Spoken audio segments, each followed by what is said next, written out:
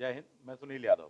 आज हम बात करने वाले हैं एमपी सेट परीक्षा 2024 जो कि 15 दिसंबर को होने वाली है तथा यूजीसी नेट विषय वस्तु को लेकर के उसके पेपर वन को लेकर के हम बात करने वाले हैं। यह अपने आप में एक प्रकार की डेमो क्लासेस होने वाली है। खासकर जो यूजीसी नेट या एमपी सेट परीक्षा का पेपर वन है जो कि कॉमन पेपर कहलाता है, उसकी एक ये डेमो क्लास होने वाली, क्योंकि काफी विद्यार्थी इस पर डिमांड कर रहे थे। उसमें से भी असेंडिंग ऑर्डर में अपन इस चीज को देखने वाले हैं। शॉर्ट में अपन ये वीडियो बनाने का प्रयास करेंगे। असेंडिंग ऑर्डर के अकॉर्डिंग यूनिट वन का ही सबसे पहला जो टॉपिक आपका कहलाता है उस विषय वस्तु पर हम बात करेंगे। एक बेसिक परिचय आप कह सकते हो, उसको इंट्रोडक्टरी कह सकते हैं, पार्ट उसका, उन पर बात करेंगे। और इसके साथ साथ कुछ जो महत्वपूर्ण क्वेश्चन हैं जो कि मुझे लगते हैं कि 15 दिसंबर 2024 के सेट के एग्जाम में या यूजीसी नेट के एग्जाम में आने की जिनकी भरपूर संभावना है और अति आवश्यक प्रश्न है जो कि आपसे बनने ही चाहिए, बहुत घुमावदार हैं, जो कि आपके स्कोर को काफी अपग्रेड कर सकते हैं, बढ़ा सकते हैं। वो प्रश्न भी मैं आपके सामने रखूंगा। पहले टॉपिक फिर क्वेश्चन। इस एग्जाम को लेकर के मैंने एक विशेष प्रकार की रणनीति बनाई है, रूपरेखा बनाई हुई है। ये बिल्कुल वही रूपरेखा है जो इसके पहले मैं एमपीपीएससी असिस्टेंट रजिस्ट्रार तथा असिस्टेंट डायरेक्टर ग्राम उद्योग एग्जाम्स को लेकर मैंने बनाई थी। जो पैटर्न मैंने फॉलो किया हुआ था और जो तौर तरीका अपनाया हुआ था वो मैं अपनाने वाला हूँ। तो इससे विद्यार्थियों को बहुत लाभ हुए हैं इसके पहले भी, और काफी कम पोस्ट होने के बावजूद ही काफी विद्यार्थी अपने यहाँ से चयनित हुए। अभी भी अनेक विद्यार्थी इंटरव्यू दे रहे हैं। फॉर एग्जाम्पल असिस्टेंट डायरेक्टर ग्राम उद्योग वाला दे रहे हैं। विधिवत नोट्स, टेस्ट सीरीज इत्यादि वगैरह को लेकर मैंने काफी सोचा है। और खासकर इसमें पेपर वन में विद्यार्थियों को बहुत ज्यादा दिक्कत जा रही है, तो उस रणनीति के अनुसार मैं इस पर काम करने वाला हूँ, कर रहा हूँ। तैयारी शुरू हो चुकी है, काफी हद तक काम भी हो गया है। क्या कैसी रूपरेखा है, तो सबसे पहले आपको बताएं कि अपने यहाँ पर इसकी क्लासेस जो है वो स्टार्ट हो चुकी है। उसका एक सेक्शन आप देख रहे हो, एक कट सेक्शन आप देख रहे हैं जो कि डेमो क्लासेस के रूप में, क्योंकि कई विद्यार्थियों ने कहा था सर डेमो मिल जाता। ठीक है।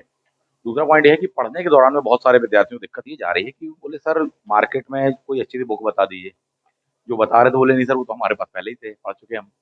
परंतु जो बुक्स पढ़ रहे हैं तो कोई बुक जो है वो समझ में नहीं आ रही, किसी की लैंग्वेज टफ है, एग्जाम ओरिएंटेड नहीं मिल पा रही है, कहीं जिसकी लैंग्वेज ठीक ठाक मिल रही है तो पता चला एग्जाम ओरिएंटेड नहीं है। ये बात बिल्कुल सही है कि खासकर एमपी सेट हो चाहे यूजीसी नेट हो, मैंने खुद भी इस बात को ऑब्जर्व किया कि वाकई में बच्चे बहुत परेशान होते हैं, खासकर उसकी लैंग्वेज को लेकर, उसके कंटेंट वगैरह को लेकर। उसमें सिक्वेंस ही नहीं बन पाता। पढ़ चुके हैं बेचारे, पढ़ लेते हैं, परंतु बोले सर सिक्वेंस ही नहीं बन पा रहा। पूरा पढ़ने के बाद में भी समझ में नहीं आ रहा कि क्या क्या पढ़ लिया। और सीक्वेंस ना बन पाने के कारण या रिदम ना बन पाने के कारण कोई स्पीड ही नहीं आ पाती है। एक एक दिन में पता चला एक एक टॉपिक पढ़ पा रहे हैं, एक एक टॉपिक तो बहुत बड़ी बात हो गई, एक दो पेज पढ़ पा रहे हैं, तो ऐसी स्थिति बनती है। तो मैंने यही सोचा है कि एक to the point content notes आपको मिल जाएगा, परंतु जो नोट्स होगा वो केवल क्लास में ही मिल पाएगा, ध्यान रखना। यानी कि क्लास जो चल रही है, क्लास का जो ग्रुप है उसमें मैं देने वाला हूँ। जो भी विद्यार्थी बैच ज्वाइन करते हैं उनको ऐड कर दिया जाएगा, उसके थ्रू आपको मिल जाने वाला है। क्लास शुरू होने के पहले आपको नोट्स मिल जाएगा, to the point short notes रहने वाला है, एग्जाम ओरिएंटेड रहने वाला है। और उसकी क्वालिटी कैसी रहेगी ये तो आप लोग पहले से ही जानते हैं कि हम लोग विशेषकर इस बात का बहुत ध्यान रखते हैं। बहुत ही सरल और सहज रूप से बनाए गए हैं, बिल्कुल एग्जाम को फोकस करके, टारगेट करके, सिलेबस को टारगेट करके, उस प्रकार से मैंने उसको प्रस्तुत करने का प्रयास किया हुआ है। ठीक है। तो उसका ही एक डेमो ये क्लासेस होने वाली है, ताकि जिन विद्यार्थियों को डाउट है कि कैसी क्या क्लासेस होंगी, ज्वाइन करें नहीं करें, मैं तो पहले ही कह चुका हूँ निश्चित होकर आप ज्वाइन कर लीजिए। ज़्यादा सोचने की बात ही नहीं है। बहुत अच्छा कंटेंट आपको हम देने का प्रयास करेंगे और बहुत मेहनत से पढ़ाते हैं। बस यही चाहते हैं कि आप भी अपने स्तर पर मेहनत करें। ठीक है। चलिए तो आगे बढ़ जाते हैं। तो अभी आप चाहें तो बैच ज्वाइन कर सकते हैं, 50% डिस्काउंट चल रहा है, सिर्फ 2 दिन शेष है। इसके पश्चात में फीस बढ़ जाएगी। डेमो वीडियोस आप देख पा रहे होंगे लेकिन बाद में फीस बढ़ चुकी होगी, फिर शिकायत मत करिएगा। पेपर वन और पेपर टू दोनों ही अवेलेबल है, जैसा कि मैंने आपको बताया। पेपर टू में हिस्ट्री ऑप्शनल है, अभी 50% डिस्काउंट है हिस्ट्री ऑप्शनल पर। ठीक है, इस पर नहीं है। 50% डिस्काउंट किस पर है? ऑप्शनल वाले पेपर पर, उसमें थोड़ा सा कम डिस्काउंट है। चलिए आगे बढ़ते हैं। और अपने पास में और भी जो बैचेस उपलब्ध हैं उनकी डिटेलिंग ये यहाँ पर दी हुई है। यानी कि जैसे इंटरव्यू क्लास लिखा हुआ है तो एडीजी का इंटरव्यू क्लासेस चल रही हैं। 23 विद्यार्थी टोटल ऑल ओवर इंडिया में इंटरव्यूज का दे रहे हैं। ठीक है, तो अपने पास में काफी विद्यार्थी हैं। अभी रिटर्न हुआ था, रिजल्ट आया है, बहुत विद्यार्थी सेलेक्ट हुए, बहुत जबरदस्त उसकी स्ट्रेटेजी मैंने बनाई थी। ऐसे ही स्ट्रेटेजी किसकी बना रहे हैं? बना ली है जो आपका एमपी सेट एग्जाम हो, और उससे जबरदस्त आपको फायदा उठाना ही उठाना है, इस बात का ध्यान रखना। सिलेक्शन लेना ही लेना है, क्योंकि मेरा ध्येय सिर्फ यही रहता है, आपका सिलेक्शन होना चाहिए। ये बैच है एमपीपीएससी के बैच है, प्री कम मेंस वाला बैच है, अनिवार्य वाला बैच रहता है अपने पास में। ठीक है, राज्य पात्रता परीक्षा वाला। आज क्या पढ़ने वाले हैं अपन? यूजीसी नेट हो चाहे एमपी सेट, उसकी यूनिट 1 के बारे में अपन जानने वाले हैं। शिक्षण विवृत्ति या अभी क्षमता भी इसको कहा जाता है, टीचिंग एप्टीट्यूड कहा जाता है, वो जानने वाले हैं विथ एमसीक्यू। इसके साथ में आप चीजों को अध्ययन करने वाले हैं, जानने वाले हैं। तो चलिए बिना देर करे अपन स्टार्ट कर देते हैं। अपनी रणनीति का आधार क्या है? 80% आपका क्वेश्चन पेपर जो होगा वो सही होना चाहिए, ठीक है। यानी कि आपको 80% मार्क्स मिलने चाहिए। 50 क्वेश्चन आते हैं आपको पेपर 1 में, जबकि 100 क्वेश्चन आने वाले पेपर 2 में। यानी 50 में से अपने 40 क्वेश्चन सही हो, बहुत बड़ी बात होती है, या कहना चाहिए बहुत ही महत्वाकांक्षी लक्ष्य है। परंतु जो महत्वाकांक्षी लक्ष्य रखते हैं वही अचीव करते हैं, क्योंकि वो उसके सापेक्ष में मेहनत करते हैं साहब। आगे बढ़ जाते हैं। जानते होंगे आपकी 2 पेपर होते हैं इसमें, पेपर 1 पेपर 2 होते हैं। बिल्कुल बिगिनिंग से बता रहा हूँ, ताकि कोई नया है कोई पुराना है, पहले एक्सपीरियंस है या बिल्कुल बिगिनर है, तो मैं बिगिनर को ध्यान में रख के ही बताता हूँ, क्योंकि सरलतम रूप से बताया गया और उस विद्यार्थी को जिसको बिल्कुल भी ज्ञान नहीं है पर तैयारी कर रहा है, अगर उसको समझ में आ गया, बैक बेंचर को, सबसे लास्ट वाले को, अंत्योदय को, अंतिम विद्यार्थी को, बाकी सबको समझ में आ ही जाएगा, ठीक है। पेपर 1 50 क्वेश्चन टाइम आपको मिलता है इस टाइप से। पेपर 2 100 क्वेश्चन वाली बात। नेक्स्ट आ जाते हैं। टॉपिक का नाम क्या आपका? शिक्षण है। लेकिन शिक्षण को जानने समझने के पहले आपको ये समझ लेना चाहिए, परिचय उसका प्राप्त कर लेना चाहिए साहब जी, इसकी शुरुआत कहाँ से होती है। उसकी शुरुआत होती है साहब जी शिक्षा से, ठीक। और शिक्षा से ही क्यों होती है? क्योंकि शिक्षा देखिए सबसे महत्वपूर्ण जो उपक्रम है, तौर तरीका है, माध्यम है, तकनीक कहलाती साहब जी, किसी भी राष्ट्र या विश्व या मानव समुदाय के विकास के लिए एक अति आवश्यक चीज है शिक्षा। तो वहां से तो हर जगह इस चीज को फोकस किया जाता है, चाहे परिवार में हो, चाहे राष्ट्र में हो, चाहे विश्व में हो, कि मनुष्य को मानव संसाधन में कौन बदल सकता है? बोले साहब जी शिक्षा। कैसी शिक्षा? बोले गुणवत्ता परक शिक्षा, ठीक है। अपने यहाँ पर शिक्षा कहते हैं, वहां पर एजुकेशन कहा जाता है, वेस्टर्न कल्चर वगैरह में तो हम शिक्षा के संदर्भ में देख रहे हैं। शिक्षा किस जगह से निकल करके आया? वो बड़ा दर्ज है शिक्ष धातु जो कहलाती वहां से निकल कर आया है। उसका मतलब क्या होता है? मतलब उसका होता है साहब जी ज्ञान प्राप्त करना। ज्ञान प्राप्त किसको करना है? कौन देगा साहब जी? देगा कौन? शिक्षक देगा, अर्थात गुरुजी देने वाले हैं साहब जी। लेगा कौन? विद्यार्थी लेने वाला है। क्या उद्देश्य है उसको ज्ञान प्राप्त करने के? क्यों ले रहे हैं?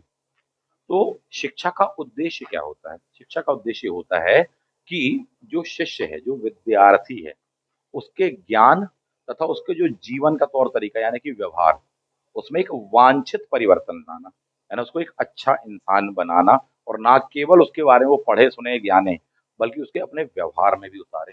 ये उसका मूल उद्देश्य होता है, ठीक। तो शिक्षा कहाँ से? संस्कृत धातु से आया, संस्कृत लैंग्वेज की धातु शिक्ष से निकल के आया, जिसका मतलब क्या होता है साहब जी? ज्ञान प्राप्त करना। भारत में शिक्षा का बहुत महानतम इतिहास रहा है। भारत में सदैव से शिक्षा को बहुत फोकस किया गया, प्रारंभ से ही प्रदान किया जाता है, मतलब हजारों वर्षों पुराने इतिहास है, महानतम इतिहास अपन प्राप्त करते हैं साहब जी। शिक्षा से हम क्या बनते हैं? शिक्षा से हम बहुत योग्य बनते हैं साहब जी। किन क्षेत्रों में? विभिन्न क्षेत्रों में। चाहे वो नैतिकता का क्षेत्र हो, चाहे कोई विषय विशेष का हो, चाहे समाज का क्षेत्र हो, चाहे अर्थव्यवस्था का क्षेत्र हो, आपको काबिल बनाती है, हमको काबिल बनाती क्या चीज? शिक्षा बनाती है साहब जी, इसलिए उसका इंपॉर्टेंस है। सारगर्भित रूप से इस चीज को क्या कहा जाएगा कि साहब जी किसी भी मनुष्य के या व्यक्ति के शारीरिक, बौद्धिक, नैतिक तथा सर्वांगीण विकास का जो उपक्रम है, माध्यम है, तरीका है, भूति है, पद्धति है, दैट इज शिक्षा करके कहलाती है। और उसके माध्यम से कोई मानव किसमें कन्वर्ट हो पाता है? मानव संसाधन में बदल पाता है, और राष्ट्र विकास के पथ पर, मानवता विकास के पथ पर आगे बढ़ पाती। That is the meaning of शिक्षा। कौन देगा साहब जी? शिक्षक देने वाले हैं। नेक्स्ट जाते हैं। आधुनिक संदर्भ में शिक्षा को अलग अलग कैटेगरीज में बांटा जाता है। एक कहलाती है आपकी अनौपचारिक शिक्षा, एक कहलाती है आपकी औपचारिक शिक्षा, और एक कहलाने वाली आपकी गैर औपचारिक शिक्षा, ठीक। इनफॉर्मल, फॉर्मल और नॉन फॉर्मल, दोनों ही प्रकार के आपको यहाँ पर वर्ड्स दिए गए होंगे, उनको आप अपने हिसाब से मैच कर लीजिएगा। एक एक कॉन्सेप्ट को बेसिक रूप से आपको समझना क्यों जरूरी है? क्योंकि बहुत ही कॉन्सेप्चुअल क्वेश्चन आते हैं। पूछा जाता साहब जी क्या मीनिंग है, क्या बदलाव लाना है, क्या अर्थ है, औपचारिक शिक्षा के अंतर्गत कौन सा आएगा, गैर औपचारिक में कौन सा आएगा, इस प्रकार से क्वेश्चन आपको वहाँ एग्जाम में आएंगे। कितने इसको त्रिध्रुवी माना है, कितने इसको बहुध्रुवी माना है, कितने इसको द्विध्रुवी माना है, इस प्रकार से क्वेश्चन आएगा साहब जी, ठीक है। कि जॉन डीवी ने कितने ध्रुवी माना है, एडम से कितने ध्रुवी माना हुआ है, गांधी जी के अनुसार शिक्षा क्या है, स्वामी विवेकानंद के अनुसार शिक्षा क्या है साहब। बहुत सारे इस प्रकार से क्वेश्चन आने वाले हैं। पूरा जो लेक्चर है इसको अटेंड करने के बाद में आप उन क्वेश्चन को बनाने में कुछ सक्षम हो जाने वाले। तो एक एक करके पॉइंट देख लेते हैं। हमने यहाँ पर असेंडिंग ऑर्डर में उसको जमाया हुआ है जानबूझ करके। फॉर एग्जाम्पल जैसे अपन देखें, बोले साहब जी सबसे पहले आती है अनौपचारिक शिक्षा। बाद हम कह रहे हैं कि साहब जी औपचारिक शिक्षा आ रही है। क्यों, क्या, कैसे और क्या होता है, इसको अपन एक बार में जान लेते हैं। अनौपचारिक शिक्षा जो कि आपको यहाँ पर सबसे पहले दिया हुआ है, ये वाला अनौपचारिक शिक्षा। औपचारिक के कारण उसका उल्टा किया जाता है अनौपचारिक।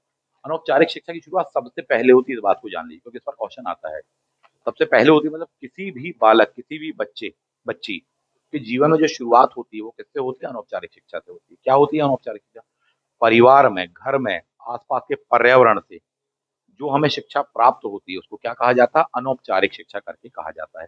जबकि जो हमें किसी एजुकेशनल इंस्टीट्यूट से प्राप्त होती है, फॉर एग्जाम्पल चाहे स्कूल हो, चाहे कॉलेज हो, है ना, वहां से जो हमको प्राप्त होती है उसको क्या कहा जाता है? औपचारिक शिक्षा करके कहा जाता है। इसका मतलब ये है कि अनौपचारिक शिक्षा का मीनिंग ये है कि बच्चा 6 माह का हुआ, 1 साल का हुआ, 2 साल का हुआ, अभी स्कूल जा तो नहीं रहा है, लेकिन उसके बावजूद भी घर में वो बहुत कुछ सीख रहा है। घर वाले पढ़ाई के नाम पे एबीसीडी सिखा रहे हैं, काका काका सिखा रहे हैं, लेकिन उसके साथ साथ उसको बोलना भी सिखा रहे हैं। किसी बात को कैसे क्या बोलना है, कैसे रखना है, कैसे उठाना है, किस चीज को छूना है, किस चीज को नहीं छूना, क्या काम करना है, क्या नहीं करना है, हर चीज की ये शिक्षा व्यक्ति को मिल रही है, उस बालक को, बालिका को मिल रही है। तो शिक्षा तो मिल रही है, यही वजह है कि क्या उसको अनौपचारिक शिक्षा कहा जाता है। ठीक है। और ये शिक्षा हमको कब तक मिलती है? ये शिक्षा हमको जीवन पर्यंत मिलती है। चाहे कोई 2 वर्ष का बच्चा बच्ची हो, वो चाहे 20 वर्ष का हो, चाहे 50 वर्ष का हो, चाहे 60 वर्ष का हो, हमेशा हमको मिलती रहती है। हम हमेशा सीखते रहते और सिखाते रहते वाली बात होती है। दैट इज अनौपचारिक शिक्षा करके कहलाती है। तो औपचारिक क्या है? औपचारिक शिक्षा एक खास इंस्टीट्यूशंस के माध्यम से मिलती है, आपको शिक्षण संस्थानों में मिलती है, ऐसा माना जाता है साथी। यानी कि स्कूल लगने का, कॉलेज लगने का एक टाइम होगा, उसके छूटने का एक टाइम होगा, एक प्लेस होगा जहाँ पर जाकर के बच्चा इतने टाइम के बीच में शिक्षा विधिवत प्राप्त करेगा, क्योंकि यह बिल्कुल एक औपचारिक है, फॉर्मल एजुकेशन है। जो वहाँ पर शिक्षा प्राप्त हो रही है उसका एक विधिवत सिलेबस होता है, उसका पाठ्यक्रम होता है, यहाँ उसी विषय की उसको शिक्षा मिलने वाली है, चाहे वो स्कूल हो, चाहे वो कॉलेज है।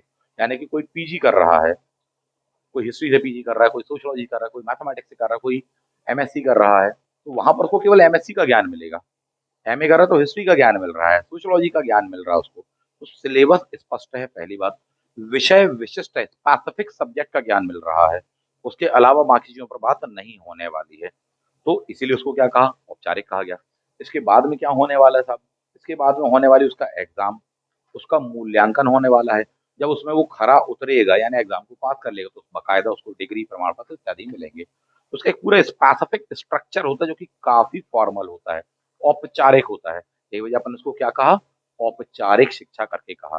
सारगर्भित रूप से स्कूल, कॉलेज, यूनिवर्सिटीज़ के माध्यम से जो हमको मिल रही है, वह क्या कहलाने वाली है आपकी? औपचारिक शिक्षा करके कहलाने वाली है। इसको आप यहाँ पर देख भी सकते हैं डायग्राम के माध्यम से कि औपचारिक शिक्षा में ये आ रहा है। वहीं दूसरी ओर अपन देख रहे हैं इनफॉर्मल एजुकेशन के संदर्भ में, तो यहाँ पर वो ये आ जाने वाला है कि बच्चे को बचपन से ही मिल रही है। ऐसा नहीं केवल बच्चे बस को मिल रही है इनफॉर्मल, जीवन पर्यंत हमको मिल रही है साहब जी। ठीक है। दोनों भेद कर लेते हैं। औपचारिक शिक्षा का एक खास सिलेबस होता है, अनौपचारिक शिक्षा का कोई खास सिलेबस नहीं होता है। औपचारिक शिक्षा का ये टाइम रहता है कि सुबह 8 बजे से लेकर दोपहर के 12 बजे तक लगेगी साहब जी। अनौपचारिक शिक्षा साहब जी किसी भी समय पर दी जा सकती है, कहीं पर भी प्राप्त की जा सकती है, वह केवल इंस्टीट्यूशन में होगी। उसका सिलेबस नहीं, उसका प्लेस निश्चित नहीं है। अब जी इसका निश्चित है औपचारिक शिक्षा का। उसके पश्चात में उसमें डिग्री, प्रमाण पत्र इत्यादि मिलने वाला है, यहाँ पर वो चीज़ नहीं होती है। उसकी एक तिथि होती है, एक समय होता है, एक टाइम पीरियड होता है, एक काल अवधि होती है। बोले साहब जी 3 साल, 5 साल, 15 साल, कितने का है ये? 1 साल का डिप्लोमा है ये। एक टाइम होता है, स्पेसिफिक टाइम होता है। अनौपचारिक शिक्षा का कोई टाइम पीरियड नहीं होता है साहब जी। और जीवन पर्यंत हम उसको ग्रहण कर सकते हैं। तो यही उसके क्या कहलाते हैं? दोनों के बीच में डिफरेंस कहलाते हैं।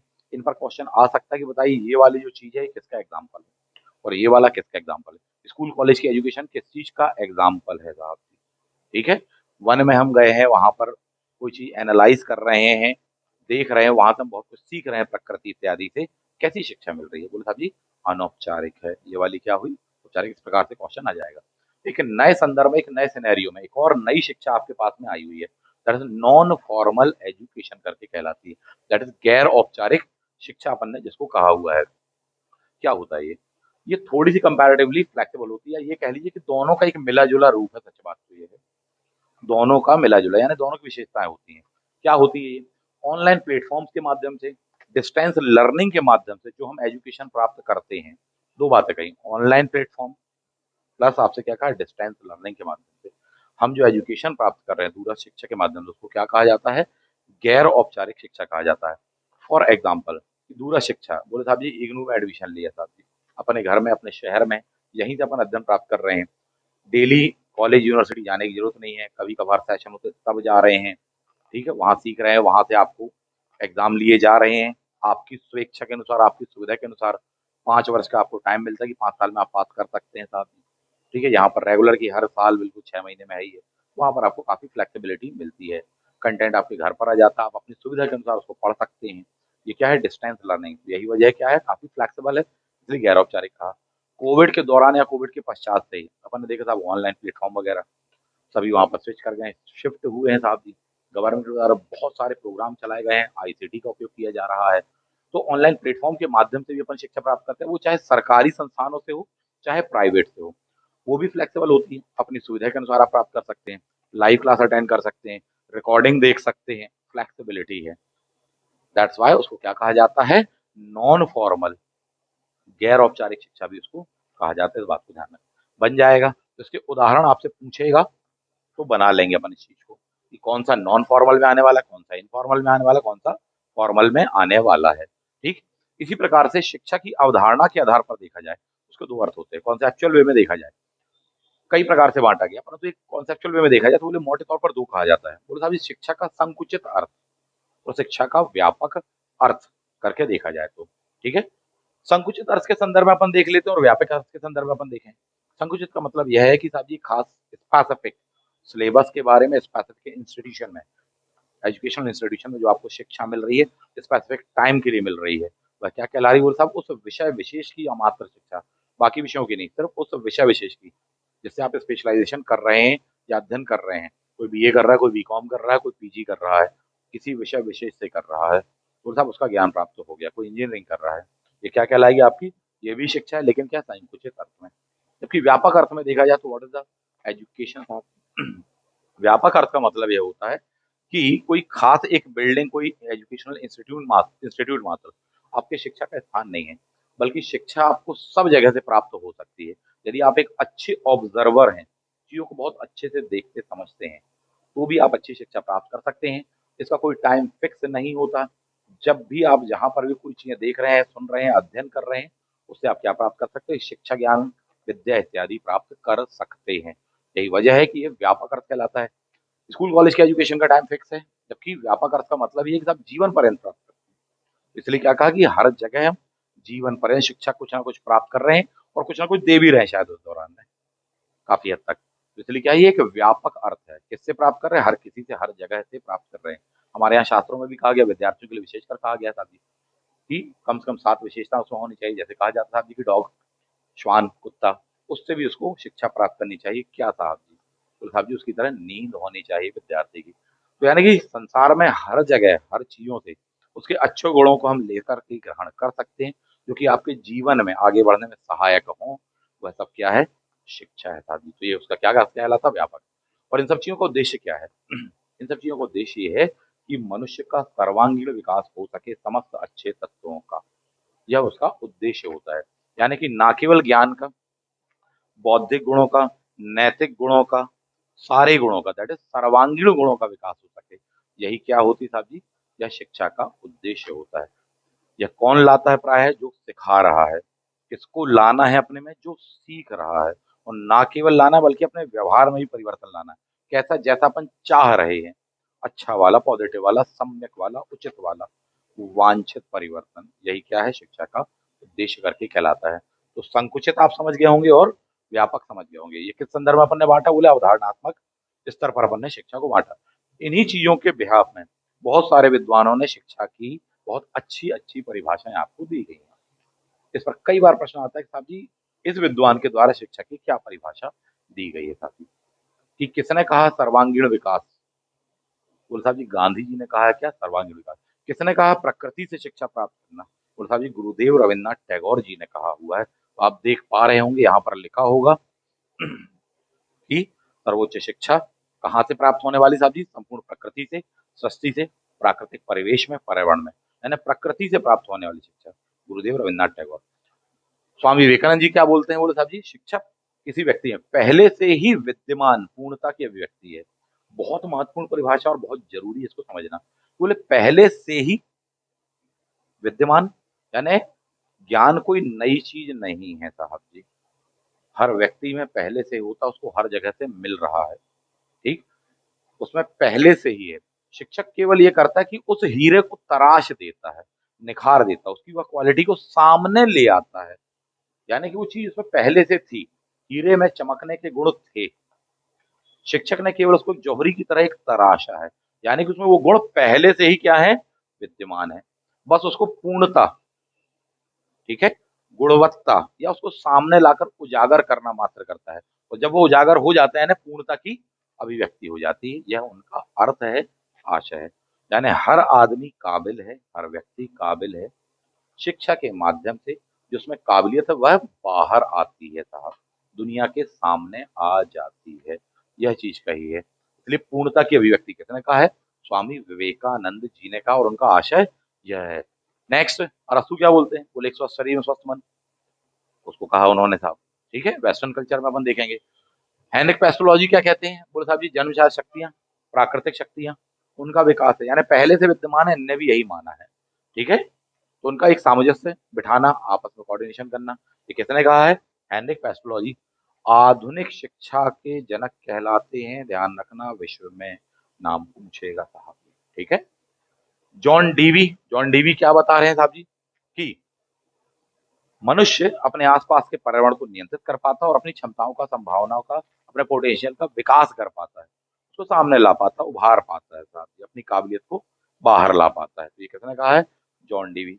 ये वही है जिन्होंने शिक्षा को कितने स्तरीय माना है, कितने ध्रुवीय माना है, त्रिध्रुवीय माना है, क्वेश्चन बार बार पूछा है, एमपी सेट परीक्षा 2022 में भी पूछा गया क्वेश्चन था साहब जी, त्रिध्रुवीय, ये तीन ध्रुव होते हैं साहब जी, एक होता है क्या, शिक्षक होता है, एक लेता है कौन, शिष्य लेता है यानी कि विद्यार्थी, और तीसरा कौन होता है, जितने भी रिसोर्सेज, फॉर एग्जाम्पल चाहे सिलेबस हो, चाहे बुक्स हो, चाहे अन्य संसाधन हो, इन सभी को तीसरे वाले ध्रुव में कैलकुलेट किया जाता है। एडम्स महोदय जबकि दो ही मानते, बोले नहीं साहब जी दो ही ध्रुव होते हैं, उन्होंने भी शिक्षा बताया है साहब जी इसके बारे में, ठीक है। नेक्स्ट जाते हैं गांधी जी। गांधी जी क्या बता रहे हैं, तो साहब जी सर्वोत्कृष्ट जो रूप होते हैं, मानव का जो सर्वोत्कृष्ट रूप हो सकता है, सबसे अच्छा रूप हो सकता है, वो कब हो सकता है, जब उसके सारे गुणों का विकास हो, सारे अच्छे गुणों का विकास हो, सर्वांगीण विकास, यही वजह किसने कहा है, गांधी जी ने कहा है, ना केवल शरीर का, ना केवल बुद्धि का, बल्कि आत्मा तक की बात उन्होंने कही।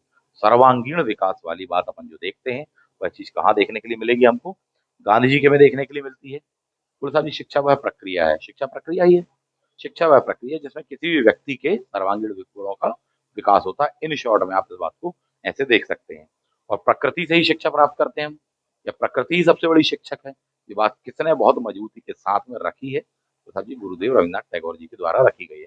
इन विद्वानों की ये परिभाषाएं हैं, इनको अपन को ध्यान रखना पड़ेगा साहब जी, ठीक है।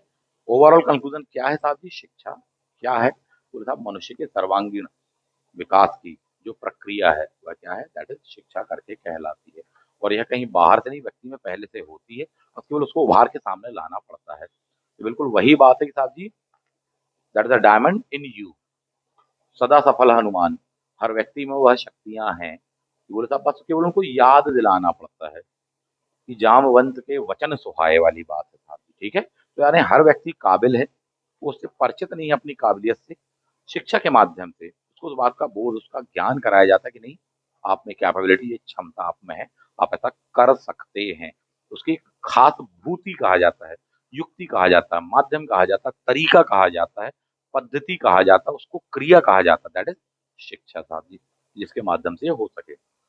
शिक्षा के बारे में बहुत सारे हम दर्शन देखेंगे, और उन दर्शनों के प्रस्तावकों के बारे में आपसे प्रश्न पूछ लिया जाता है, बनना चाहिए अपन को। फॉर एग्जाम्पल क्या कहा है, कि प्रकृति में और प्रकृति से होना चाहिए, गुरुदेव जी ने कहा हुआ कि प्रकृति से होना चाहिए। गांधी किसकी बात करें, गांधी बिल्कुल बेसिक एजुकेशन की बात करेंगे, बुनियादी शिक्षा की, 1937 वर्धा शिक्षा योजना साहब जी, ठीक है, वहां पर बात करते हैं।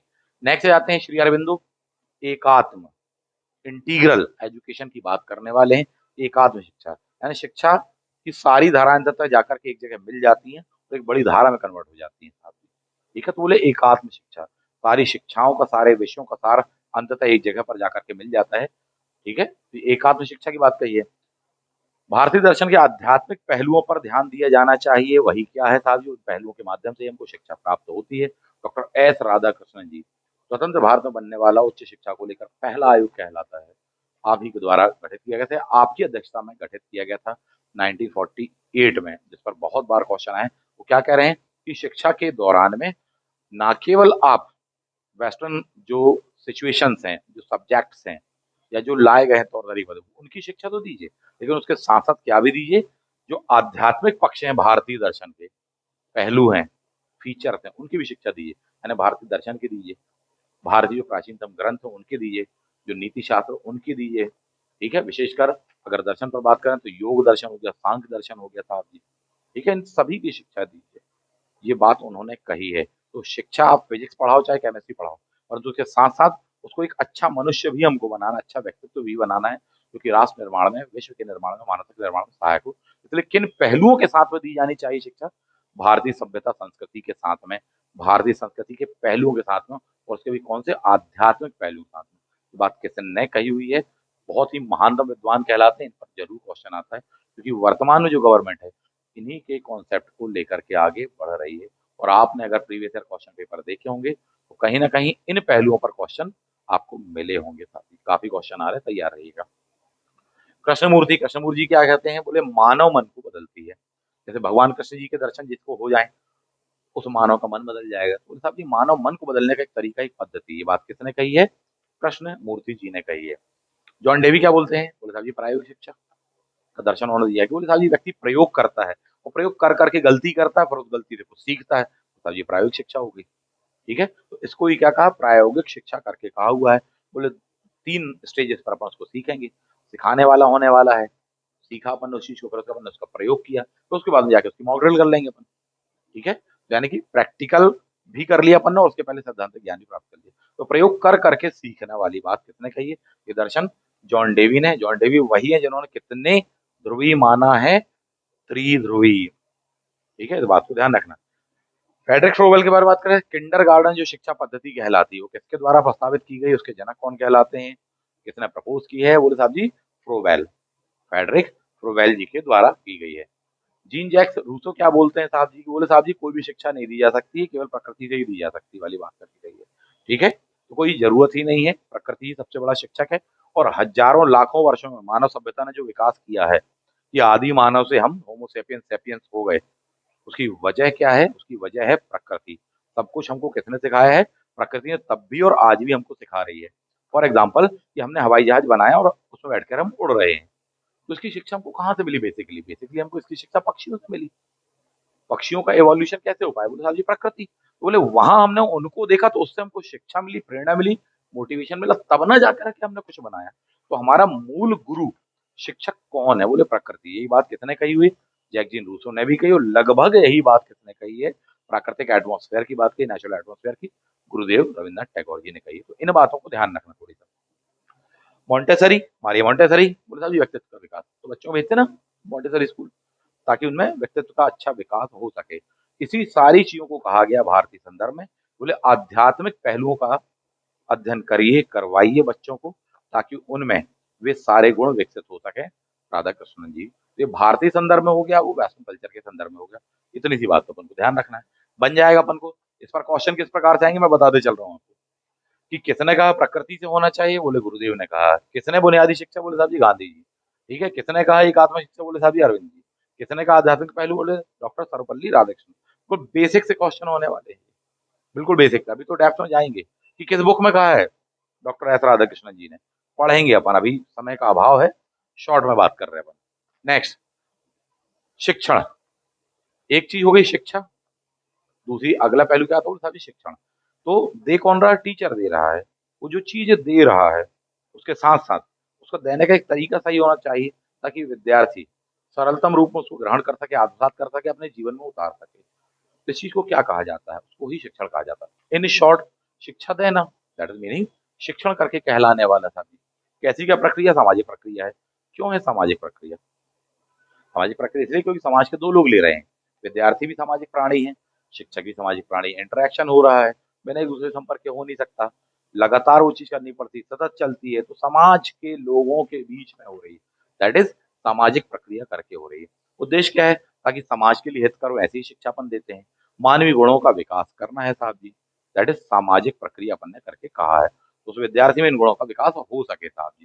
क्लियर है? औपचारिक शिक्षा, अनौपचारिक शिक्षा अपन अध्ययन कर चुके हैं। अनौपचारिक शिक्षा जीवन पर है तो अपन सीख रहे हैं साहब।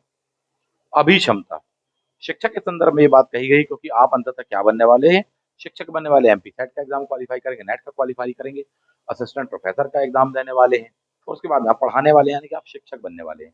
इसका मतलब है कि इन मूलभूत बातों का आपको ज्ञान होना चाहिए। ठीक है। दूसरी बात, पढ़ाते कैसे हैं, यह भी अपने आप में एक प्रकार की कला है।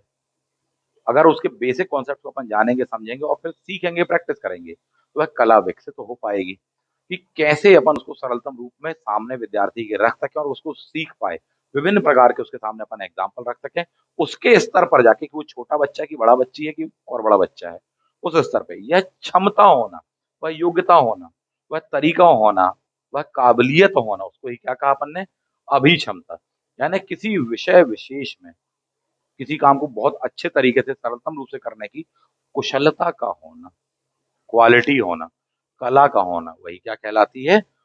अभिक्षमता करके कहलाती है। यहाँ टीचिंग की होनी चाहिए वह चीज, यही क्या कहलाती है? दैट इज टीचिंग एप्टीट्यूड के रूप में, अभिक्षमता के रूप में, अभिवृत्ति के रूप में पर्यायवाची शब्द आपके यूज किए जाते हैं, उस रूप में अपन ध्यान देते हैं। तो शिक्षण देने की अभिक्षमता, अच्छे से अच्छे, सरलतम से सरलतम रूप में, बेस्ट वे में देने की योग्यता ही जो है वही क्या कहलाती है? शिक्षण अभिक्षमता करके कहलाती है साहब। ठीक है। शिक्षा को इतना क्यों फोकस किया अपन ने? शिक्षा और शिक्षण को, क्योंकि किसी भी राष्ट्र के विकास के लिए सबसे महत्वपूर्ण चीज होती है क्या? शिक्षा। मानव संसाधन के विकास के लिए होता है शिक्षा। इस बात को विभिन्न जगह पर स्वीकारा गया, राष्ट्रीय स्तर पर भी, वैश्विक स्तर पर भी साथी। एक एक करके हम बात कर लेते हैं। आजादी के बाद से लेकर के अभी तक आई हमारी शिक्षा नीतियां, 3 शिक्षा नीतियां आ चुकी हैं। लेटेस्ट वाली जो आपकी कहलाती है, कौन सी? 2020 की कहलाती है नई शिक्षा नीति। सबसे पहले 1968 वाली कहलाएगी, फिर उसके बाद 1986 वाली कहलाने वाली, उसके बाद में अभी 34 ईयर्स के पश्चात में आपकी कौन सी आई है? नई शिक्षा नीति आई है। कब आई है, प्रस्तावित की गई है? 29 जुलाई 2020 को लाई गई है साहब जी। बिल्कुल सिनेरियो चेंज है। तीसरे नंबर की कहलाती है आफ्टर इंडिपेंडेंस। अपन देखें उस चीज को क्या प्रस्तावित किया गया है, तो साहब जी कॉन्सेप्चुअल अप्रोच डेवलप करना बच्चे में, वो अपने आसपास के स्वरूप से, परिवेश से सीख सके, वो डेवलप करना है। समझ विकसित करनी है, इन बातों को कहा गया है। आध्यात्मिक पहलुओं पर ध्यान देने वाली बात कही गई है। इंटीग्रल एजुकेशन की बात कही गई। तो ये सारी चीजों को उसमें उठाया गया है। और इन सारी बातों में लब्बो लुभाब क्या है कि बोले साहब जी उसका टैग लाइन, और वो पूछ दिया जाएगा आपसे एग्जाम में कि क्या है टैग लाइन, बोले that is a nation first और कैरेक्टर मस्ट। यही है उसका, यानी कि नेशन भी सबसे पहली प्राथमिकता हमारी, और वो तभी हम कर पाएंगे जब हमारा कैरेक्टर यानी हमारे चरित्र का विकास हो। तो शिक्षा को इससे जोड़ा गया है, चरित्र का विकास करना 2020 की हमारी पॉलिसी में, कि मानवीय चरित्र का, अच्छे गुणों का विकास करना। और भी बहुत सारी बातें कही, सारे जितने अच्छे शब्द हैं वो कहे, कुछ बता दे रहा हूँ। जैसे एक समतापूर्ण न्यायपरक समाज की स्थापना की जा सके, मानवीय क्षमताओं का पूर्ण विकास किया जा सके, श्रेष्ठतम मानव संसाधनों का विकास किया जा सके। और इन सबको किया कैसे जाएगा, उसका माध्यम क्या, तरीका क्या रहेगा? बोले साहब जी वह शिक्षा के तरीके से किया जा सकता है, इसीलिए उसके लिए पॉलिसी लाए हैं, तौर तरीके उसमें बताए गए हैं। तो लेटेस्ट वाली जो आपकी नेशनल एजुकेशन पॉलिसी एनईपी कहलाएगी, वो 2020 की है। सिर्फ इतना ही सा पूछ दिया जाएगा कि बताइए किस तिथि को आई है? बोले 29 जुलाई 2020। बोले साहब जी क्या है टैगलाइन, क्या सूत्र वाक्य, क्या ध्येय वाक्य? बोले साहब जी यह लिखा हुआ, नेशन फर्स्ट, कैरेक्टर मस्ट। तो शिक्षा को बहुत फोकस किया गया, पहली बात। ना केवल भारतीय जो हमारी एजुकेशन पॉलिसी एनईपी है, बल्कि दुनिया भर में किया गया है। एक एक करके असेंडिंग ऑर्डर में देख लें। इसको लेकर के बना एक बहुत ही खास बॉडी कहलाती है। अपन देखें अगर असेंडिंग ऑर्डर में, वो कहलाता आपका डलास कमीशन। ठीक है, कौन सा है? Dallas commission. यूनाइटेड नेशन के अंडर में ही आता क्या? दैट है यूनेस्को। यूनेस्को ने ही गठित किया था 1985 में। ठीक है, दैट इज डलास कमीशन करके कहलाते हैं। किसके द्वारा गठित है? बोले यूनेस्को। बेसिक सी बातें हैं, यूनेस्को फुल फॉर्म वगैरह आपसे पूछ लेगा, कब बना है, कहाँ मुख्यालय है, तो सर जी न्यूयॉर्क में है, बनना चाहिए। 1985 से लेकर के 95 तक एक कमीशन ने वर्क किया, और उसने इस बात को उठाया, बताया, उसके इंपॉर्टेंस को बताया कि बोले साहब शिक्षा बहुत जरूरी है। और यूएन के इस ऑर्गेनाइजेशन ने बताया, भारत का मेंबर है। यही वजह है कि यही चीज हमारे यहाँ पर न्यू एजुकेशन पॉलिसी में भी आपको देखने के लिए मिलती है। ठीक है, that is the Dallas commission. इस कमीशन के द्वारा 1996 में रिपोर्ट दी गई थी। उस रिपोर्ट का शीर्षक क्या था? The treasure with in you, यानी कि आपके अंदर में ही वह ट्रेजर छुपा हुआ है साहब जी, वह खजाना आपके अंदर में ही छुपा हुआ है। याद करो स्वामी विवेकानंद जी, पहले से ही विद्यमान पूर्णता की अभिव्यक्ति, यानी वो खजाना किसी और में नहीं, वो आप में ही है। ठीक है, ट्रेजर विद इन यू इस शीर्षक से दी थी। और उसमें उन्होंने शिक्षा के 4 स्तंभ बताए गए हैं, सामने आप देख पा रहे होगे। शिक्षा के 4 स्तंभ, वो 4 स्तंभ कौन से हैं? बोले साहब ji Badkul, means that is a BDKL से आप ध्यान रखना। मेरा प्रयास रहेगा ना केवल यहाँ के शॉर्ट क्लासेस में, बल्कि जो क्लासेस अपनी होने वाली उसमें भी रहेगा कि आपको क्लास के दौरान में ही मैक्सिमम से मैक्सिमम डेटा याद करवा दूं, रटवा दूं, समझा दूं, वो तो है ही, वो तो कोई बात ही नहीं है। यानी फैक्चुअल प्लस कॉन्सेप्चुअल दोनों ही अप्रोच लेके चलेंगे, और यही कंटेंट, यही पूरा का पूरा नोट्स आपको विधिवत, तो ये तो बहुत शॉर्ट नोट्स है, इसका बहुत डेप्थ में बहुत अच्छे से विधिवत आपको क्लास में मिल जाएगा। ठीक है, क्लास होने के ठीक पहले। ठीक है, चलिए, तो रटवा भी दूंगा, और वो आपका यही प्रयास होना चाहिए, क्योंकि बार बार बाद में उस चीज को आप कब कर पाएंगे, समय वैसे ही कम है। ऑप्शनल सब्जेक्ट पे भी आपको ध्यान देना है, तो यही मेरी एक छोटी सी रणनीति है जो बार बार मैं आपको बता रहा हूँ। नेक्स्ट, BDKL, बोले साहब जी शिक्षा किस लिए प्राप्त करनी है? बी फॉर आने वाला साहब जी टू बी, कुछ अच्छा बनने के लिए, दैट इज टू बी करके दिया होगा। BD, डी फॉर कुछ करने के लिए, कुछ अच्छा करने के लिए, तो डू दिया होगा वहां पर। के फॉर यानी दैट इज नॉलेज वाली बात कही हो, कुछ अच्छा ज्ञान प्राप्त करने के लिए साहब जी। ठीक है, ज्ञान के लिए क्या जरूरी है? बोले साहब जी शिक्षा कैसे मिलेगी? जब अपन उसको सीखेंगे, सीखेंगे कोई, संस्कृत निष्ठ हिंदी में कहा जाता है, दैट इज अधिगम, दैट मीन्स लर्निंग करके कहा जाता है, बहुत सिंपल सी बात है। ठीक है, और लास्ट में आने वाला BDKL, एल फॉर ताकि हम लोगों के साथ में अच्छे से रह सके एक सामाजिक प्राणी के रूप में, जिसमें उनका भी कल्याण हो और आपका भी कल्याण हो, दैट इज अ BDKL, ऐसे करके लिंक अप रखिएगा। ये 4 स्तंभ बताए हैं उन्होंने कि साहब जी कुछ बनने के लिए अधिगम तथा शिक्षा, ज्ञान के लिए शिक्षा, करने के लिए और साथ में रहने के लिए मानव सभ्यता को बिना किसी भेदभाव के समता मूलक समाज में ऊंच नीच का भेदभाव मिटा करके अच्छे से रहने के लिए, तो रहने के लिए, क्योंकि नहीं तो मानव का संकट ये है कि बोले एक ही दूसरे के साथ में रहना चाह रहा है, बोले इस धर्म के लोग, उस धर्म के लोग, इस जात के लोग, उस जात के लोग, बहुत कुछ मचा हुआ है। तो बोले साहब जी क्यों ऐसा है? क्योंकि उनको ज्ञान प्राप्त नहीं है, अच्छी गुणवत्ता परक शिक्षा प्राप्त नहीं है, और किसी भी राष्ट्र तथा मानवता के निर्माण के लिए शिक्षा अति आवश्यक है, वो भी कैसी? गुणवत्ता परक शिक्षा। और जिन देशों को या जिन्हें गुणवत्ता परक शिक्षा नहीं मिलती, पूरा जीवन बर्बाद हो जाता है साहब जी। ठीक है, चलिए, कौन सा कमीशन? बोले साहब जी डलास कमीशन, बहुत महत्वपूर्ण कमीशन कहलाता है, बहुत बार क्वेश्चन आते हैं, आने ही है, आप तो बिल्कुल जान के रखो, पढ़ा होगा आप में से जिन्होंने पहले एग्जाम दिया, तैयारी वगैरह की है। ठीक है, एक बहुत ही बेसिक सी बात आपसे बताइए, तो कब बना? बोले 1985 से लेकर के 1995 तक। रिपोर्ट कब दी? 1996 में दी। ठीक है, दुनिया भर के बहुत सारे प्रतिनिधि थे, रिप्रेजेंटेटर थे, उनमें से किसको हेड चुना गया साहब जी? बोले आपको चुना गया। ये बहुत सिंपल सा क्वेश्चन पूछता हूँ, बताइएगा इस क्वेश्चन का आंसर, कि डलास जो थे, जैक डलास, किस देश के नागरिक थे? किस देश के नागरिक थे? सिर्फ इतना सा क्वेश्चन पूछा जा सकता है आपसे, बताइएगा, कमेंट बॉक्स में अपना जवाब दीजिएगा। और इन सब चीजों के माध्यम से अंततः अपन को क्या करना है? वही सारी बातें जो अभी मैंने आपको बिगिनिंग में बताई, राष्ट्रीय तथा नैतिक चरित्र का निर्माण, एक अच्छे व्यक्तित्व का निर्माण, समाज के लिए जो कल्याणकारी हो, हित मूलक, समता मूलक साहब जी, ठीक है, असमताओं से रहित एक अच्छे समाज, एक अच्छे राष्ट्र, एक अच्छी मानवता, एक अच्छे विश्व के निर्माण के लिए साहब जी। इसीलिए ही क्या जरूरी है साहब? शिक्षा जरूरी है। ये 4 पिलर्स आपने देख लिए, किसके द्वारा प्रस्तावित हैं? Jack Dallas. ऐसे क्वेश्चन आते हैं, कभी को पूछ लेगा साहब।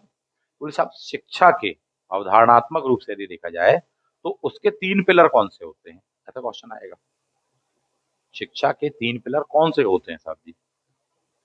कि मनुष्य, मानव शिक्षा प्राप्त करता है, तो कहलाते हैं 3 पिलर, क्या, क्यों, कैसे। क्या कहलाते हैं? क्या, क्यों, कैसे। क्या का मतलब है कि हमको यह जानना कि हम सब क्या हैं। बोले मनुष्य क्या है? बोले एक सामाजिक प्राणी है। यानी यह किस चीज का विषय? बोले समाज का विषय है। बोले क्यों है? ताकि समाज का भला हो सके, आपका भला हो सके। जब आपका भला हो तो दुनिया का भला हो रहा है, सबका भला हो सके, ऐसा नहीं केवल एक का बस हो सके। यह किस चीज का विषय है? बोले साहब ये समाज शास्त्र का विषय है। क्या? ठीक है, तो पहला पिलर। दूसरा पिलर कहलाता है जी क्यों। ठीक है, क्यों जो विषय होने वाला है साहब जी, वह फिलोसफी का विषय है, कि हमें कोई काम क्यों करना चाहिए, हमें पाप क्यों नहीं करना चाहिए, हमें पुण्य क्यों करना चाहिए, हमें नैतिकता पर क्यों व्यवहार करना चाहिए। बोले साहब जी ये किसका विषय है? आध्यात्म का विषय है, दर्शन का विषय है। तो दूसरा पिलर क्या है फिलॉसफी वाला, दैट इज क्यों। ठीक। तीसरा होता है कैसे, क्या क्यों कैसे। तो तीसरा पिलर है कैसे। कैसे जो अपने आप में विषय है वह है मनोविज्ञान का, साइकोलॉजी का, कि कोई भी व्यक्ति किसी चीज को कैसे देखता है। बोले साहब जी जैसी उसको शिक्षा मिली होगी वैसे देखता है। ठीक है। अच्छे चरित्र का निर्माण होगा तो उसको एक अलग तरीके से देख रहा है। अच्छे चरित्र का निर्माण नहीं कर पाए, केवल बस चंद किताबी ज्ञान और कुछ फैक्ट रटे हुए हैं, दूसरे तरीके से देख रहे हैं साहब जी।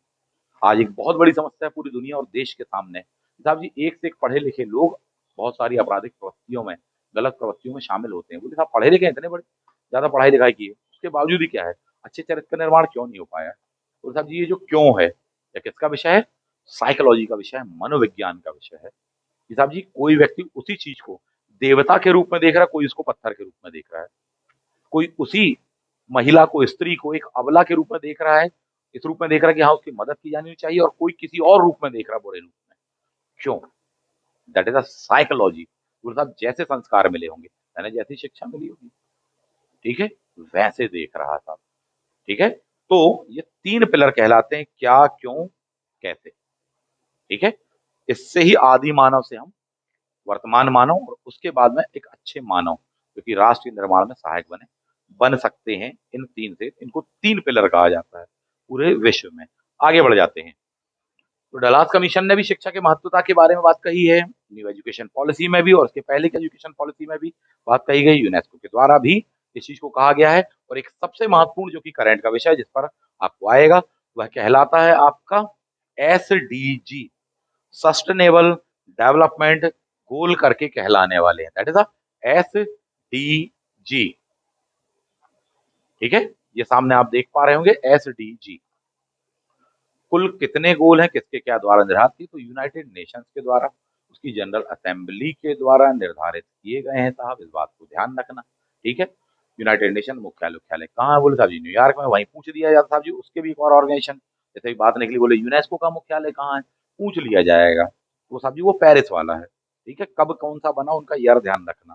ठीक, क्योंकि इसके पहले मैंने न्यूयॉर्क पर बोला था, मैंने इसके लिए बोला था, इस पॉइंट को ध्यान रखना। तो बोले साहब यूनेस्को का तो नहीं बोल रहे थे। चलिए आगे बढ़ते हैं। SDG किसके द्वारा, यूएन की महासभा के द्वारा स्वीकारे गए। कितने देशों ने स्वीकारे हैं, 193 देशों ने। कहाँ स्वीकारे हैं, खास शहर में जहां मुख्यालय है। ठीक है। किस सेशन में स्वीकारे हैं, तो महासभा, असेंबली जो है, जनरल असेंबली है, उसमें स्वीकारे गए हैं। भारत भी उसका एक मेंबरिंग कंट्री है। टोटल कितने मेंबर्स है, बोले 193 मेंबर्स हैं। कब की बात से स्वीकारे, 2015 में। कितने लक्ष्य स्वीकारे हैं, 17 लक्ष्य स्वीकारे हैं। इन लक्ष्यों को कब से कब प्राप्त करना, तो 2016 से लेकर 2030 तक प्राप्त करना है। क्लियर है। ये 17 लक्ष्य कौन कौन से, उनको देखेंगे। उनमें से शिक्षा भी कोई लक्ष्य है क्या, हाँ जी है। कौन से नंबर का लक्ष्य, बोले चौथे नंबर का लक्ष्य है। कौन से नंबर का लक्ष्य है, चौथे नंबर का। तो पूछा जाएगा सतत विकास लक्ष्यों में शिक्षा कौन से नंबर का लक्ष्य है, वो भी कैसी शिक्षा। बोले साहब जी क्वालिटी एजुकेशन। बोले किसके लिए, बोले फॉर ऑल, सभी के लिए। ये किसने स्वीकारा है, ये यूएन ने स्वीकारा है, 2015 में स्वीकारा है साहब जी। यही वजह कि जितने भी मेंबरिंग कंट्री, अर्थात भारत भी, तो भारत ने अपनी न्यू एजुकेशन पॉलिसी में इस चीज को इंट्रोड्यूस किया है, एड ऑन किया है। इस बात को ध्यान रखना। और वही वो टैग लाइन है साहब जी, नेशन फर्स्ट कैरेक्टर मस्ट वाली बात कही गई है, सर्वांगीण विकास की बात कही गई है, कॉन्सेप्ट्स का विकास की बात कही गई है, सीखने वाली बात कही गई है। बार बार अच्छे अच्छे चीजें अपने वहां पर निकल करके आ रहे हैं। इवन भारतीय जो शिक्षा नीति है नई वाली, एनईपी 2020, उसमें एक बहुत ही खास क्वेश्चन आया हुआ है, एमपीपीएससी ने पूछा, बता देता हूँ। वो क्वेश्चन बनना चाहिए अपन को, कि साहब जी शिक्षा को 64 कलाओं में से एक माना है। न्यू एजुकेशन पॉलिसी में इस बात को इंट्रोड्यूस किया गया है, बहुत सारी अच्छी अच्छी चीजों, क्योंकि बहुत विस्तृत डेटा है, बहुत बड़ा डॉक्यूमेंट है, उसका वीडियो अपन अलग देखेंगे, शॉर्ट में बात कर लेंगे। तो बोले साहब जी भारतीय, प्राचीन भारतीय किस पुस्तक में विशेषकर शिक्षा को इतना एम्फेसाइज किया गया, बोला अति महत्वपूर्ण विशिष्ट कला है। वो किस बुक में कहा गया, किस विद्वान के द्वारा कहा गया, तो इस बात को ध्यान रखना। वह है, बुक का नाम है कादम्बरी, रिटर्न बाय बाण भट्ट साहब, रिटर्न बाय बाण भट्ट, जो कि किसके दरबार में थे, मतलब हर्ष के दरबार में थे।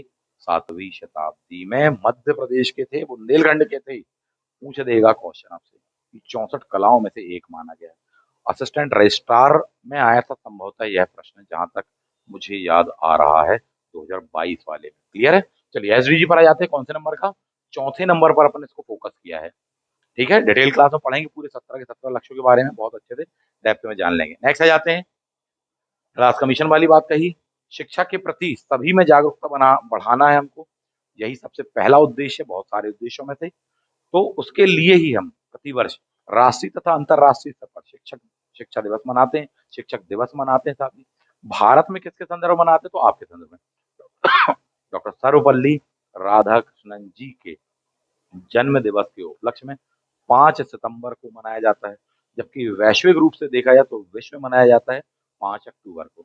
इस पर क्वेश्चन आ सकता है कि अभी हाल फिलहाल में 5 सितंबर 2024 को जो आपने दिवस मनाया है, उसकी टैगलाइन क्या थी, उसकी थीम क्या थी? क्या थी? शिक्षकों को सशक्त बनाना है। क्या थी टैगलाइन? शिक्षकों को सशक्त बनाना। कई लोगों के बयान भी आए और मैं एक सबसे फेमस बयान है जिसका मैं भी समर्थन करता हूँ। पूरे राष्ट्र में सबसे ज्यादा सैलरी किसकी होनी चाहिए? बोले राष्ट्र निर्माताओं की। कौन है राष्ट्र निर्माता? किसको कहा जाता है साहब? ठीक है, नेशन बिल्डर किसको कहा जाता है? बोले साहब शिक्षक को। ठीक है, अमेरिका जैसे देशों में या और भी विकसित देशों में देखें, शिक्षकों की सैलरी इतनी अधिक होती है ना कि व्यक्ति प्रशासनिक अधिकारी ना बनना चाहते हैं क्या? बोले साहब जी हम टीचर बनना पसंद करेंगे। बोले सबसे बड़े प्रशासनिक अधिकारी बन जाओ। बोले नहीं, उससे भी ज्यादा जरूरी हम समझते हैं टीचर बनना साहब जी। फॉर एग्जाम्पल डॉक्टर रघुराम जी राजन भारत में आरबीआई के गवर्नर रहे हैं साहब जी। आरबीआई गवर्नर, सोचने वाली बात है। पहले भी वो कहाँ, अमेरिका में टीचर थे, उसके बाद में भारत में आरबीआई गवर्नर बने। यहाँ पर कार्यकाल पूरा करने के पहले उन्होंने इस्तीफा ही दे दिया। उसके बाद में अंततः वो पुनः जाके क्या कर रहे हैं, अमेरिका जाकर के वहां पढ़ा रहे हैं, यानी एज अ शिक्षक। क्यों? क्योंकि उससे आत्मिक संतुष्टि मिल रही है, मानसिक संतुष्टि मिल रही है।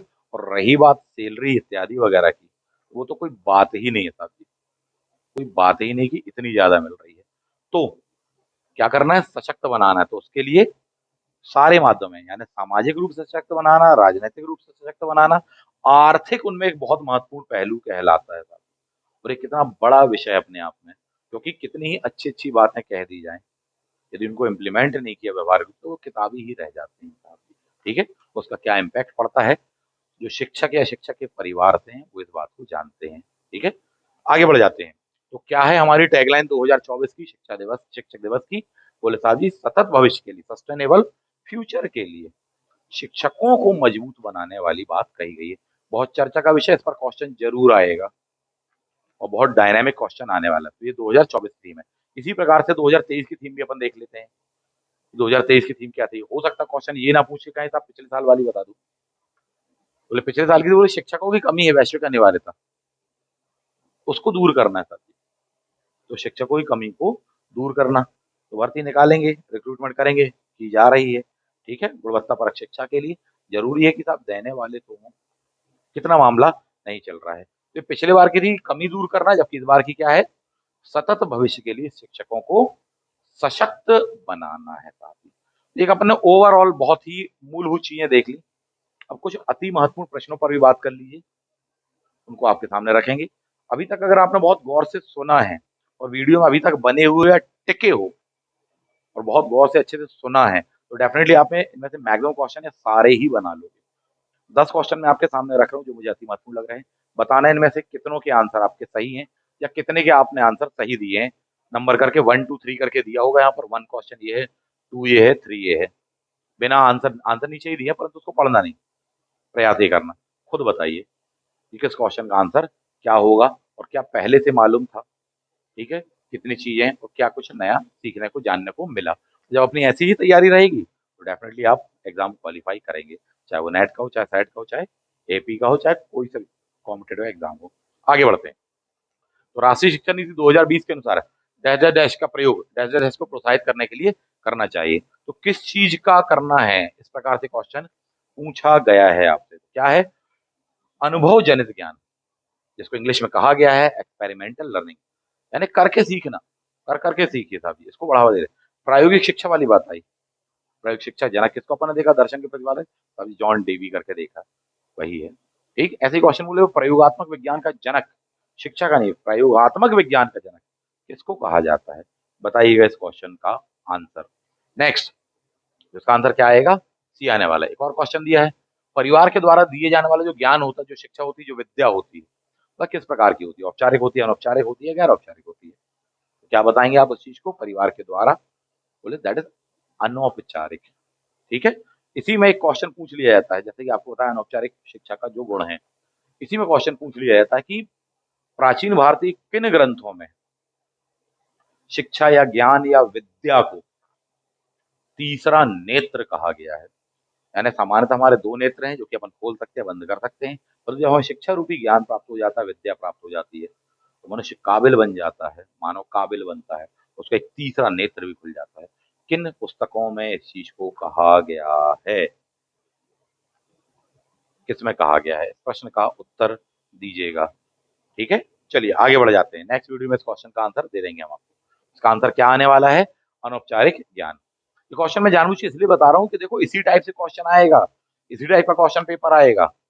या तो पहले से ही तैयार रखो तो पेपर बना लोगे, और अगर अटक रहे हो तो फिर अपन को पढ़ने समझने और सीखने की जरूरत है साथी, इसलिए मैं बता रहा हूँ। आगे बढ़ जाते हैं। राष्ट्रीय शिक्षा नीति 2020 के अनुसार शिक्षक को किस बात पर बल देना चाहिए? संकल्पनात्मक समझ पर देना चाहिए, गैर संदर्भित विषय पर, रटकर सीखने पर, या परीक्षाओं के लिए केवल सीखना 20 क्वेश्चन पढ़ के पास करने के लिए? क्या बताओगे? कॉन्सेप्चुअल। क्लियर बात है। भारत में, बंगाल में कौन से शिक्षाविद हैं? ये तीन नाम दिए, विलियम कैरी, वॉर्ड तथा मार्शल। इन तीनों को किस खास नाम से जाना जाता था? ठीक। क्या नाम से? बोले अंग्रेज विद्वान श्री रामपुर के त्रयी के नाम से जाना जाता था, ब्रिटिश त्रयी के नाम से, या ब्रिटिश विद्वान, या किस नाम से? तो ये बंगाल के श्री रामपुर में उन्होंने उस जमाने में जब ईस्ट इंडिया कंपनी भारत में पहली पहली बार शुरुआत की थी अपने एम्पायर की, उस समय इन्होंने स्कूल डाले थे, पढ़ाया था, प्रयास किया था। ये तीन लोगों की बहुत महत्वपूर्ण भूमिका थी। यही वजह है कि श्री रामपुर के तीन बहुत ही फेमस विद्वान थे जो बच्चों को वहां पढ़ाते थे, शिक्षा देते थे। इससे उसको कहा जाता है श्री रामपुर त्रयी, क्योंकि वेस्ट बंगाल के श्री रामपुर नामक प्लेस पर या शहर को कहा जाता है। ये तीनों का बहुत ही महत्वपूर्ण योगदान कहलाता है एशियाटिक सोसाइटी ऑफ बंगाल से जुड़े होने के कारण, इत्यादि बातों के कारण बनना चाहिए। क्योंकि इसी टाइप से एक और क्वेश्चन पूछेगा, भारत में आधुनिक शिक्षा का जनक किसको कहा जाता है? नॉर्मली बोलेंगे सर मैकाले, मैकाले ऑप्शन में नहीं होगा, उसको नहीं कहा जाता, उसको अंग्रेजी शिक्षा के लिए कहा जाना चाहिए, ना कि आधुनिक भारतीय शिक्षा, यानी आधुनिक विश्व की जो शिक्षा मिल रही है हमको। तो ब्रिटिश बंदा ही, उसका नाम क्या है? चार्ल्स ग्रांट या जेम्स ग्रांट के रूप में भी अपन उसको जानते हैं साहब। ठीक है। आगे बढ़ेंगे, अगले क्वेश्चन पर आ जाइए। दीक्षा पोर्टल के बारे में क्वेश्चन पूछ देने वाला है आपसे कि दीक्षा पोर्टल, इनमें से कौन कौन से कथन सही हैं? फुल फॉर्म क्या है? That is a digital infrastructure for knowledge sharing. इस टाइप से क्वेश्चन होने वाला है। क्या आंसर होने वाला है उसका? कौन से सही है? बोले साहब जी ये वाला सही है। बोले हाँ जी ये सही है। इसको माननीय राष्ट्रपति के द्वारा सितंबर 2017 में लॉन्च किया गया था। हाँ, सितंबर 2017 में लॉन्च किया गया था, परंतु माननीय राष्ट्रपति जी नहीं, माननीय उपराष्ट्रपति जी के द्वारा किया गया था। यही वजह कि ये वाला कथन क्या कहलाएगा? गलत कहलाएगा। तीसरा, इस पोर्टल पर शिक्षकों को ऑफलाइन और ऑनलाइन दोनों माध्यमों से प्रशिक्षण प्राप्त होता है। हाँ जी होता है। पोर्टल अंग्रेजी और हिंदी दो भाषाओं में उपलब्ध है। बिल्कुल गलत बात है। जब इसको लॉन्च किया तो 18 भाषाओं में लॉन्च किया था, यानी ये वाला कोटेशन गलत है। तो कितने कोटेशन सही है? बोले पहला सही है और ये तीसरा वाला सही है साहब। ऑनलाइन ऑफलाइन दोनों है, यानी आंसर क्या आएगा? ये आने वाला है। मामला क्लियर है। डिटेल दी है, उसको रीड कर लेना, स्क्रीनशॉट ले लेना। एमपी सेट दे रहे हो, एमपी के बारे में बेसिक क्वेश्चन आने वाले हैं, खासकर एजुकेशन से संबंधित। असिस्टेंट रजिस्ट्रार वाले बैच में बहुत इस चीज को स्टडी किया है, विद्यार्थियों को पढ़ाया हुआ है साहब जी उस दौर में। इस टाइप से क्वेश्चन आएंगे। इसमें महत्वपूर्ण पॉइंट ये है कि बोले साहब जी इसके दो डिजिट ध्यान रखना, दशमलव के बाद के दो अंकों तक आपको याद रखना पड़ेगा। कितनी है मध्य प्रदेश साक्षरता दर लास्ट 2011 के अनुसार? बोले साहब जी 69.32 एग्जैक्टली याद रखना पड़ेगा। नो चांस कि आप इसको भूल सकें। विश्व भारती है तो एमपी सेट परीक्षा में आया क्वेश्चन, कैसा विश्वविद्यालय है? बोले साहब अंतरराष्ट्रीय स्तर का है, इसके द्वारा गुरुदेव के द्वारा स्थापित किया गया था। नेक्स्ट जाते हैं, शिक्षण कैसी प्रक्रिया है? एमपी सेट परीक्षा 2022 का क्वेश्चन है। त्रिध्रुवीय, किसने कहा त्रिध्रुवी? तो साहब जी जॉन डीवी वाली बात अपन ने कही है। ठीक है। प्रगतिशील शिक्षा का जनक भी उनको कहा जाता है, इस बात को थोड़ी सा ध्यान रख लेना। पूछा जाता है क्वेश्चन, ध्रुव कौन कौन से? बोले एक स्टूडेंट होता है, एक टीचर होता है, और क्या होती है? सोसाइटी होती है, समाज होता है, सिलेबस होता है, बुक्स होती है, रिसोर्सेज होते हैं। तीन ध्रुवी, इसलिए कहा त्रिध्रुवी शिक्षा माना है। जबकि किस बंदे ने दो ध्रुवी माना है? बोले वो एडम्स है। बिल्कुल बिगिनिंग में मैंने बताया था, अगर गौर से सुना था तो।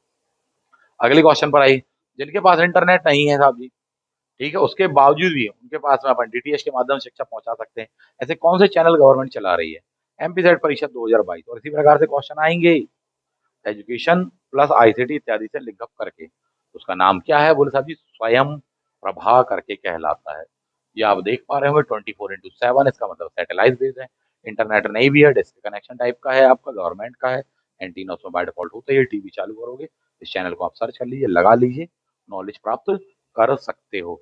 दैट इज अ स्वयं प्रभा साहब जी, 24/7 सैटेलाइट बना हुआ, उसके माध्यम से आप क्या प्राप्त कर रहे हैं? ये किताब आपकी खुली हुई है, ज्ञान शिक्षा प्राप्त कर रहे हैं साहब जी। कैसे? बोले साहब जी हाई क्वालिटी वीडियोस मिलेंगे, एजुकेशनल प्रोग्राम्स आपको उसमें मिलने वाले हैं साहब जी। देश के श्रेष्ठतम शिक्षकों द्वारा संबंधित विषय विशेष के बारे में आपको शिक्षा दी जा रही है साहब जी। तो ये क्वेश्चन था। अगले क्वेश्चन पर आ जाइए। क्वेश्चन पूछा गया है कि साहब भारत सरकार द्वारा अपनाए गए सतत विकास लक्ष्यों में समावेशी और गुणवत्तापरक शिक्षा कहाँ पर दी गई है, यानी एसडीजी में कौन से नंबर पर दी गई है क्वालिटी एजुकेशन की बात? तो अभी आपने सुना पढ़ा, 1 नंबर पे दी है, 2 पे दी है, 3 पर दी है कि 4 पे दी है? किस पर दी है? चौथे नंबर पर दी गई है। इस तरह से आपको क्वेश्चन आने वाले हैं जिनकी आपको तैयारी रखना है। इतने क्वेश्चनों को लेकर के कोई डाउट हो, कोई चीज ना समझ में आई हो, तो आप पूछ सकते हैं। तो ये थी डेमो क्लास, एक छोटी सी डेमो क्लास जो कि 56-57 मिनट की हो चुकी है। और कुछ इस अप्रोच पर अपन पढ़ने वाले हैं, विधिवत बहुत अच्छे से तैयारी अपन करने वाले हैं। और मेरे साथ में जुड़िए, क्लास के ऐप से जुड़िए, क्लास से जुड़िए, एडमिशन लीजिए बिना देर करे। इस प्रकार से जब अपन पढ़ेंगे, चाहे पेपर 1 हो चाहे हिस्ट्री ऑप्शनल हो, पर्याप्त समय है अपने पास में। 90 दिन भी बहुत होते, 3 महीने बहुत होते हैं। आज अपन देखेंगे 15 तारीख है, 15 सितंबर है, आराम से अपन 2 से ढाई महीने में पूरा का पूरा पेपर बना लेंगे और अच्छे से अच्छा स्कोर करेंगे, ज़्यादा से ज़्यादा स्कोर करेंगे, पेपर 1 में भी और ऑप्शनल पेपर में भी। और डेफिनेटली आप अपने चयन को सुनिश्चित कर पाएंगे। ठीक है? तो इसका एक छोटा सा सैंपल, किस वे में, किस स्ट्रैटेजी पर, किस अप्रोच पर ये बैच अपने यहाँ पर होने वाला है, इसका लाभ उठाइए साहब जी। और उठा लेना चाहिए, क्योंकि अगर बाद में आपने देर कर दी और बाद में आपने इस चीज को टाला साहब जी, तो फिर दिक्कत में आ सकते हो, क्योंकि समय कम बचेगा तो फिर संभाल पाना बहुत मुश्किल हो जाएगा। और वैसे भी अभी ऑफर चल रहा है, 2 दिन और है बस गणेश जी। ठीक है? बिना देर करे संपर्क कर लीजिए, एडमिशन ले लीजिए, बढ़िया क्लास होने वाली है। और आप बताइएगा, मेरा प्रश्न है आप लोगों से, बताइएगा कि जो इस विषय को लेकर के जो अभी क्लास हुई कैसी लगी आपको, क्या आपका अनुभव रहा? ठीक है? जो भी आपका एक जनरलाइज ओपिनियन हो, जो भी स्पेशल ओपिनियन हो उस चीज को लेकर, पॉजिटिव हो, नेगेटिव या कोई मध्यम स्तर का हो, जैसा भी हो, वो बताइएगा। एग्जाम की अप्रोच को हमने ध्यान रखा है, एग्जाम के सिनेरियो को ध्यान रखा है, कॉम्पिटेटिव एग्जाम्स को लेकर के ही मैंने यहाँ पर शिक्षा बताई है, एक सामान्य ज्ञान को लेकर, या कोई एक मोटिवेशनल वीडियो नहीं बनाया है शिक्षा को लेकर के। जो MPPSC and UGC net, sorry MP set और यूजीसी नेट का जो पेपर 1 होता है, उसके कॉम्पिटेटिव एग्जाम, उसके सिनेरियो को ध्यान में रख के मैंने ये वीडियो बनाया है। तो उस अप्रोच को टच कर पाने में ये वीडियो कितना सफल रहा, मेरा प्रयास कितना क्या सफल रहा, मैं चाहूंगा कि आप बताइएगा, जरूर बताइएगा। ठीक है? और वो काफी सहायक होता है, क्योंकि जब इसको बनाया तो बहुत मेहनत लगती है इस टाइप की चीजों में। उससे एक प्रकार का मोटिवेशन मिलता है कि नहीं, हाँ सही है, गलत है, कुछ सीखने को मिलता है, बदलाव, त्रुटि, सुधार इत्यादि बहुत सारी चीजें हमको वहां पर से प्राप्त हो पाती हैं, क्योंकि जो सिखा रहा है वह भी तो सीख ही रहा है, क्योंकि शिक्षा जीवन पर्यंत चलती है। जिस दौरान हम सिखा रहे हैं उस दौरान हम सीख भी तो रहे हैं, और सीखना चाहिए, और हर अच्छी चीज हमें सीखना ही चाहिए। यही तो एक सतत चलने वाली सामाजिक प्रक्रिया कहलाती है हमारी। ठीक है? चलिए, तो आशा करते हैं ये वीडियो आपके लिए हेल्पफुल रहा होगा, जो भी हो आप अपने कमेंट बॉक्स में बताइएगा। नेक्स्ट मिलते हैं अगले वीडियो में, जो कि होने वाला है शिक्षा की अवधारणा, शिक्षण की अवधारणा, सॉरी, शिक्षण की अवधारणा विभिन्न प्रकार की, कि थॉर्नडाइक क्या बोलता है, स्किनर क्या है, उनके कॉन्सेप्ट में क्या है। ठीक है? क्या प्रयोजनवादी, क्या अनुभववादी, अनुभववादी में 2 प्रकार के आ जाने वाले हैं। उन सारे विषय वस्तुओं को लेकर एक शॉर्ट में क्लास अपन वहां पर विधिवत तरीके से करने वाले हैं। ठीक है? मिलते हैं नेक्स्ट वीडियो में। Thank you. जय हिंद। बिना देर करे संपर्क कर लीजिए।